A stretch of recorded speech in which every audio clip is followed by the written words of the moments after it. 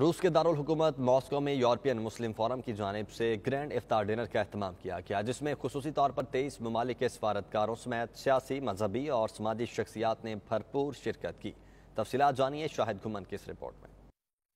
Moscow میں European مسلم forum کی جانب سے گرینڈ افطار ڈنر کا اہتمام کیا گیا۔ سفارت خانہ پاکستان ماسکو میں تعینات کونسلر عمر پرویز، منسٹر ٹریڈ ناصر حامد اور معروف پاکستانی کاروباری شخصیت ڈاکٹر طارق چودھری نے پاکستان کی نمائندگی کی۔ افطار ڈنر میں وزیر اعظم پاکستان عمران خان، فلسطین کے صدر محمود عباس اور روسی مسلمانوں کے مفتی شیخ روحیل کے ویڈیو پیغامات سنائے گئے۔ روس اور دیگر عالمی رہنماؤں نے کورونا وائرس کی صورتحال کے حوالے سے بات چیت کی، جبکہ فلسطین کے صدر محمود عباس نے مسئلہ فلسطین اور وزیر اعظم عمران خان نے اپنے خطاب میں مسئلہ کشمیر کو اجاگر کیا۔ وزیر اعظم عمران خان نے کہا کہ اسلام کے حوالے سے جہالت پر مبنی بیانات نفرت، اسلاموفوبیا اور انتہا پسندی کو فروغ دیں گے۔ انہوں نے کہا کہ یورپی ممالک کو اس حوالے سے سوچنا ہوگا۔ وزیر اعظم عمران خان نے یورپین مسلم فورم کو رمضان المبارک کی مبارکباد بھی پیش کی اور نیک خواہشات کا اظہار کیا۔ یورپین مسلم فورم کی جانب سے سوسائٹی کے مختلف اہم نمائندوں کو اعزازی تعریفی اسناد سے نوازا گیا۔ پاکستان کی طرف سے وزیر اعظم عمران خان کے قریبی دوست ڈاکٹر طارق چودھری کو خصوصی تعریفی اسناد اور عدنان بٹ کو بھی تعریفی اسناد سے نوازا گیا۔ اس موقع پر خطاب کرتے ہوئے ڈاکٹر طارق چودھری نے یورپین مسلم فورم کی سرگرمیوں پر اظہار خیال کرتے ہوئے اسلامک کلچر سینٹر کے قیام اور بھرپور تعاون کا یقین دلایا۔ ماسکو میں گرینڈ افطار ڈنر کا اہتمام کرنے پر یورپین مسلم فورم کے صدر عبدالوہیب نیاز رف نے ڈاکٹر طارق چودھری کا شکریہ بھی ادا کیا۔ شاہد گھمن، 92 نیوز، ماسکو، روس۔